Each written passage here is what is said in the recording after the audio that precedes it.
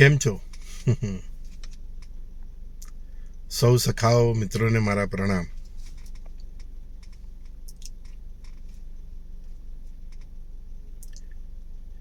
પ્રેમ અને લાગણી આ બે શબ્દો પાછળ લોકો કેટલા ભ્રમિત થતા રહે છે. પ્રેમ અને લાગણી આ બે શબ્દ પાછળ લોકો કેટલા ભ્રમિત થતા રહે છે. પામવું એ પ્રેમ નથી, લાગણી વેચતા રહેવું એ જ પ્રેમ છે. પામવું કોઈ પણ વ્યક્તિને, પદાર્થને, કોઈ પણ વસ્તુને પામવું એ પ્રેમ નથી, લાગણી વહેંચતા રહેવું એ જ પ્રેમ છે.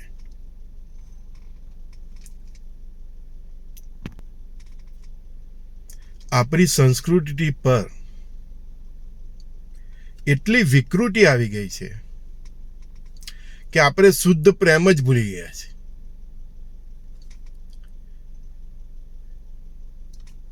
આપણી સંસ્કૃતિમાં પ્રેમ અને સુંદરતાને કોઈ લેવા દેવા નથી. પ્રેમ સુંદરતાથી પર છે. પ્રેમ સુંદરતાથી પર છે.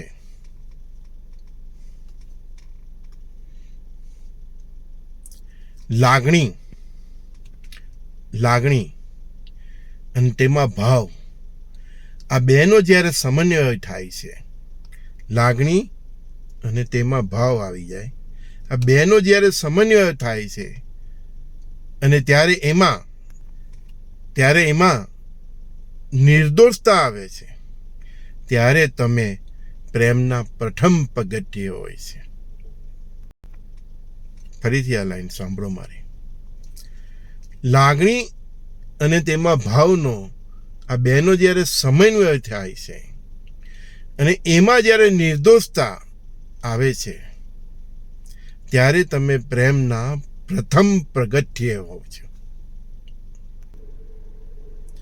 જે ભાવથી મીરાએ કૃષ્ણને ભજ્યા, જે ભાવથી મીરાએ કૃષ્ણને ભજ્યા, જે ભાવથી રાધાએ કૃષ્ણને હૃદયમાં પામ્યા, જે ભાવથી રાધાએ શ્રી કૃષ્ણને હૃદય પામ્યા, જે ભાવ કૃષ્ણનો સુદામા પ્રત્યે હતો, એ ભાવને પામવું એ જ પ્રેમ છે. જે ભાવથી, ફરીથી તમને કહું છું, કારણ કે આ શબ્દોની રચના એવી છે, પરમાત્માએ મારા અંતસ્કરણમાં એવી રચના સ્ફુરેલી છે કે 2 વાર 3 વાર સાંભળશો તો જ તમને ઘણી વાર ખ્યાલ આવશે. જે ભાવથી મીરાએ કૃષ્ણને ભજ્યા,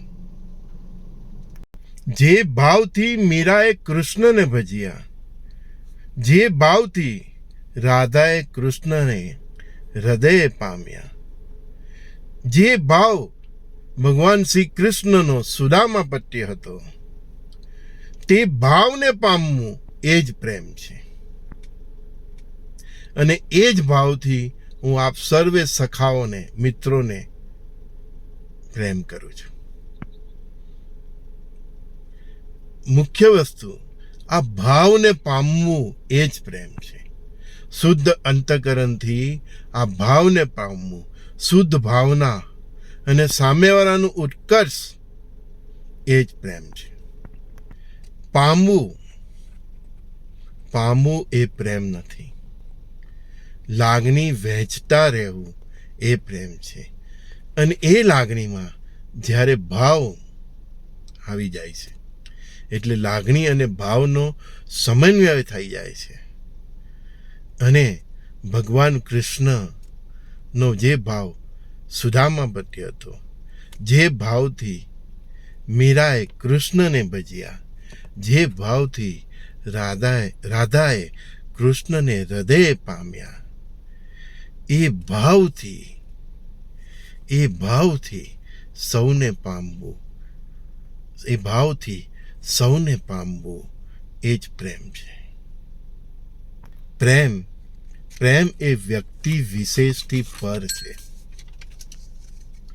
કોઈ એક વ્યક્તિ પ્રત્યેની તમારી લાગણી એક પ્રેમ નથી. જ્યારે તમે સમષ્ટિને ચાહવા માંડો છો, જે ભાવ રાધાનો કૃષ્ણ પ્રત્યેનો, મીરાનો કૃષ્ણ પ્રત્યેનો, ભગવાન કૃષ્ણનો સુદામા પ્રત્યેનો, એ ભાવને જ્યારે તમે પકડો છો અને ભાવથી સમગ્ર સૃષ્ટિને ચાહવા લાગો છો, ત્યારે તમે પ્રેમમાં છે.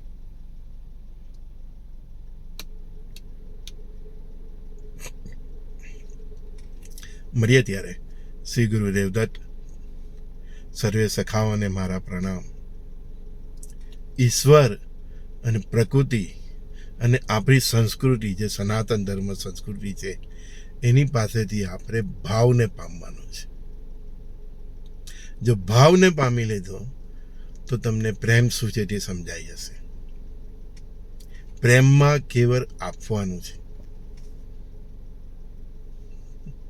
બસ આપતા રહો, આપતા રહો. અને આપતા આપતા તમને એમાં કંઈ રિટર્નમાં મળે, એને પણ આપતા રહો, આપતા રહો. બસ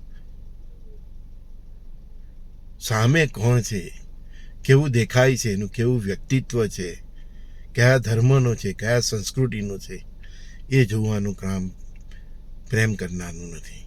બસ તમારે આપતા રહેવાનું છે. હૃદયથી, હૃદયના ઊંડાણથી, જે તમારા હૃદયના ઊંડાણમાં જે ભાવ જાગે, એ ભાવથી તમારે સમર્પિત થવાનું છે. અને તમારી પાસે જે કંઈ પણ આવે એ આ સૃષ્ટિને આપતા રહેવાનું છે. એ પ્રેમ છે. ભગવાન કૃષ્ણએ અસંખ્ય માખણની માટલીઓ ફોડી હશે, દહીં, દૂધ, છાશની. કેમ? એ સંગ્રહથી વિરુદ્ધ હતા. એ માટલીઓ ફોડીને પોતે ખાધું અને બધું બાળ ગોપાળો બધામાં વહેંચ્યું. એમ તમારી પાસે જે છે એ સમગ્રને વેચો, સમગ્ર સૃષ્ટિને વેચો. એ પ્રેમ છે. ભાવ પકડો. ભાવહીન મનુષ્ય પશુ કરતાં પણ જાય. પશુમાં પણ થોડો ઘણો ભાવ હશે. મનુષ્ય જ એટલે ભાવ, મનુષ્ય જ એટલે પ્રેમ.